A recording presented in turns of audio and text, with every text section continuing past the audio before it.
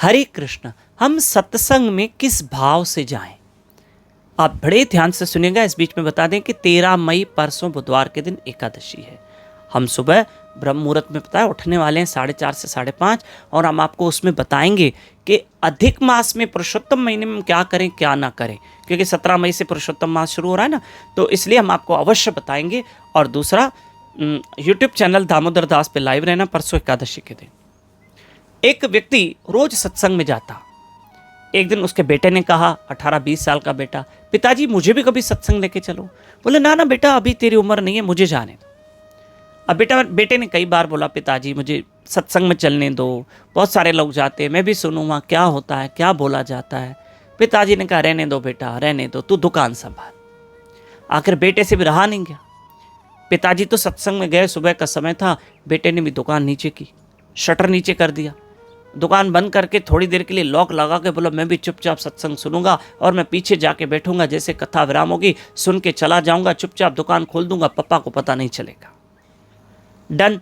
बेटे ने भी शटर नीचे कर दी, चले गए। सत्संग शुरू हुई। पिताजी तो बिल्कुल आगे बैठे थे, बेटा सबसे लास्ट में बैठा था, पर किसी को पता न चले और बैठ गया। अब उस वक्त महापुरुष समझा रहे थे, जीवों पे दया करो, जीवों पे दया करो, जीवों पे दया करो, गौ माता की सेवा करो, सबकी सेवा करो। अब बेटे ने सुना, उसको अच्छा लगा, हाँ हमें जीवों पे दया करनी चाहिए, हमें गौ माता को कुछ न कुछ खिलाना चाहिए। प्रिय बंधुओं, अधिक मास आ रहा है, इस महीने में गौ सेवा जरूर करनी है। हाँ, रोज करना, थोड़ी करना, लेकिन करना बहुत ज़रूरी है। आप नहीं जानते, मैं नहीं जानता पुराणों में कितनी महिमा लिखी है अधिक मास की, पुरुषोत्तम महीने की क्या महिमा है, हम आपको बताएंगे। अभी रोज व्हाट्सएप पे बताएंगे, यूट्यूब पे भी बताएंगे। तो बेटे ने सुन लिया, चुपचाप बेटा आया, पिताजी को पता ना चले, शटर खोले, दुकान खोल के बैठ गया। और राशन की दुकान थी, गेहूं चावल के बोरे पड़े थे। अब पिताजी के आने का इंतजार हो रहा था। इतनी देर में एक गाय आई। गाय भूखी थी और गौ माता ने क्या किया, गेहूं में मुंह डाल दिया।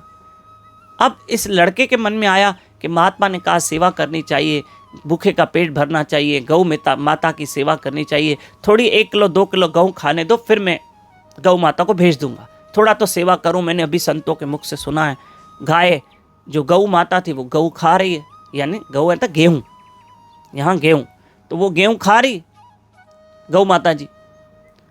अब वो गेहूं खाए तो इतने में पिताजी आ गए, हरी राम राम राम राम। उन्होंने पानी वानी उठाया और गौ माता को मारा और गौ माता चली गई। यहाँ डंडा उठाया, हाँ, तो गौ माता चली गई। अब खाने नहीं दिया गौ माता को। श्री राधे श्री राधे श्री राधे। तो बेटे ने कहा, पिताजी ये क्या किया, खाने देते। बोलो बेटा तुम्हारा ध्यान नहीं है। बेटे ने कहा, हाँ मेरा ध्यान है, गौ माता खा रही है। बोले तुम तो नुकसान करोगे, मेरी दुकान बंद करवा दोगे, कितना मेरा लॉस करोगे। बोले पिताजी अब अभी सत्संग से आ रहे हैं ना। बोले हाँ। बोला आपने सत्संग में नहीं सुना महात्मा ने क्या किया, क्या कहा। महात्मा ने क्या कहा। बोले महात्मा ने नहीं कहा कि सेवा करनी चाहिए, जीवों को सेवा करनी चाहिए, गौ माता को कुछ खिलाना चाहिए, कहा ना महात्मा ने। बोला अच्छा बेटा तुम भी आए थे।